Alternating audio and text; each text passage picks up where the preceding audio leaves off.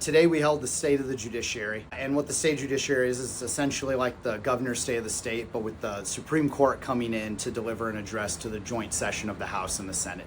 Something we do every year, typically a ceremonial thing, and the courts, while they try to refrain from policy, a lot of what they do has to do with policy. But right now, things are a little different. While the legislature has been given clear guidelines over the years on what kind of omnibus bills are acceptable and which ones are not, and are violations of single subject bills, it has become clear the court is not interested in staying with any one consistent standard.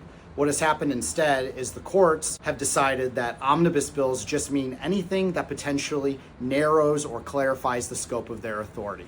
Two examples that have been struck down by courts, the Supreme Court and other courts in Missouri, in just the last few months alone. 2062 dealt with the court's abilities during COVID on eviction moratoriums. They said they suspended all evictions back in 2020 and in some places until 2021 because of COVID. Last year, we passed a bill that says it's not up to the courts to commandeer people's properties and stop them from evicting people who stop paying rent. That is definitely something within legislative scope, and the courts struck that down, saying it was part of a non-single subject bill. Recently, in the last week, they struck down Senate Bill 22.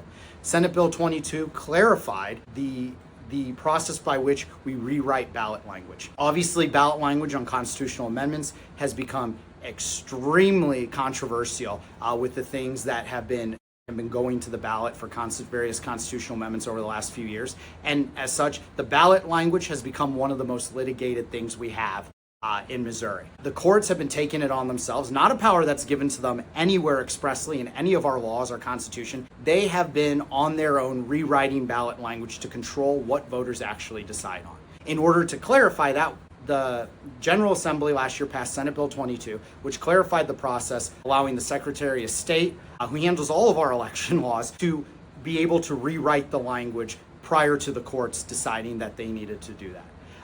There seems to be no consistency at this point on what the court believes is a single subject bill, other than if it violates what they think their powers are, it's no longer a single subject bill and they'll strike it down. The problem with the State of the Judiciary coming in is we have a court that pretends to not be partisan, that pretends to be above the political fold. And they sit there and they make decisions that are absolutely partisan, that seem to only cut against the majority of voters in Missouri while ignoring legislative authority.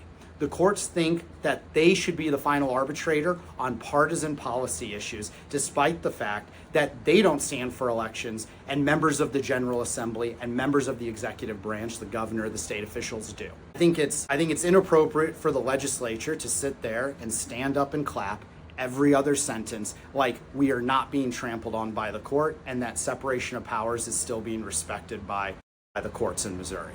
It's just not the case anymore, and I think it's time that we start having an honest discussion about the scope of judicial power, the scope of legislative power, and stop letting one branch weaponize the interpretation and the nonpartisan element that they say they have to the detriment of the other branches.